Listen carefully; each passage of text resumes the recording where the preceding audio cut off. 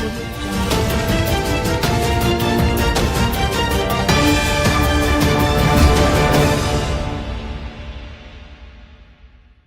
To waves media Telugu.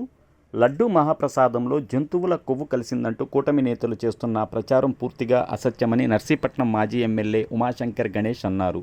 ఈ మేరకు స్థానిక కనకదుర్గ ఆలయం వద్ద మాజీ ఎమ్మెల్యే ఆధ్వర్యంలో పార్టీ నాయకులు, కార్యకర్తలు పూజలు నిర్వహించారు. ఈ సందర్భంగా మాజీ ఎమ్మెల్యే ఉమాశంకర్ గణేష్ మాట్లాడుతూ, కోర్టుకు సమర్పించిన ఛార్జ్షీట్లో నిజాలు వెల్లడైనప్పటికీ ఇంకా తప్పుడు ప్రచారాలతో భక్తుల మనోభావాలను గాయపరుస్తున్నారని అన్నారు. కూటమి నేతలకు మంచి బుద్ధి ప్రసాదించాలని పూజలు చేశామన్నారు. మాజీ ముఖ్యమంత్రి జగన్మోహన్ రెడ్డి ప్రతిష్ట దెబ్బతీయటానికి లడ్డూ మహాప్రసాదం కల్తీ జరిగిందనే ఆరోపణలు చేశారన్నారు.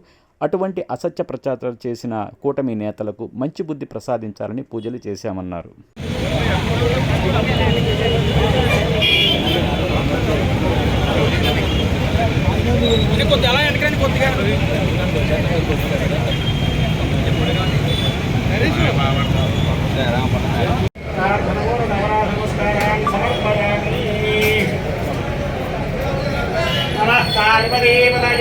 హర హర మహాదేవ హర.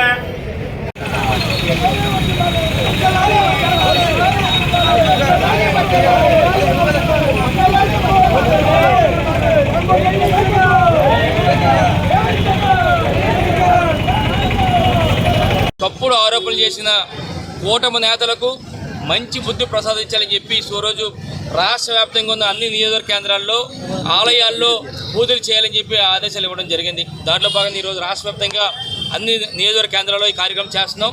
అందులో ముఖ్యంగా ఈరోజు నర్సీపట్నం నియోజకవర్గంలో వైఎస్ఆర్ కాంగ్రెస్ పార్టీ ఆధ్వర్యంలో ఇప్పటికే పూజా కార్యక్రమం కూడా చేపట్టడం జరిగింది. అయితే మీ అందరికీ తెలుసు, ఆ రోజు కేవలం మాజీ ముఖ్యమంత్రి శ్రీ వైఎస్ రెడ్డి గారి యొక్క ప్రతిష్టను దెబ్బతీయాలనే ఉద్దేశంతో స్వయాన ముఖ్యమంత్రి చంద్రబాబు గారే ఒక అసత్య ప్రచారం, ఏదైతే మరి ఆ లడ్డూ ప్రసాదం ఉందో, తిరుపతి లడ్డూ ప్రసాదం మహాప్రసాదంలో నెయ్యిలో జంతు కొవ్వు కలిసిందని చెప్పి అసత్య ప్రచారం చేసిన సంగతి అందరం చూసాం. అదే సమయంలో అక్కడ ఉన్న టీటీడీ జీవో గారు మరి ఏదైతే నెయ్యి ఉందో నెయ్యిలో కేవలం వెజిటబుల్ మరి ఫ్యాటే ఉందని చెప్పి ఆయన చెప్పారు. కానీ చంద్రబాబు గారు మాట్లాడిన తర్వాత మరి ఏదైతే కూటమి నాయకులకు భయపడి మళ్ళీ మాట మార్చి ఈవో గారు మరి నెయ్యిలో కొవ్వు జంతు కొవ్వు కలిసినట్లుందని చెప్పి మరలా మాట మార్చిన సంగతి అందరం కూడా చూసాం. మరి ఏదైనప్పటికీ కూడా ఈరోజు చూస్తే ఏదైతే ఆ రోజు చంద్రబాబు గారు అసత్య ఆరోపణలు చేశారో ఈరోజు తేలింది. ఈరోజు సిబిఐ వారు ఒకటే నివేదిక ఇవ్వడం జరిగింది. ఏంటంటే అందులో కలిసి జంతు కొవ్వు లేదని ఒక నివేదిక కూడా ఇవ్వడం జరిగింది. ఎందుకంటే సిబిఐ వారు చేసిన ఫైనల్ ఛార్జ్షీట్లో ఈ విషయాలన్నీ కూడా బయటికి రావడం జరిగింది.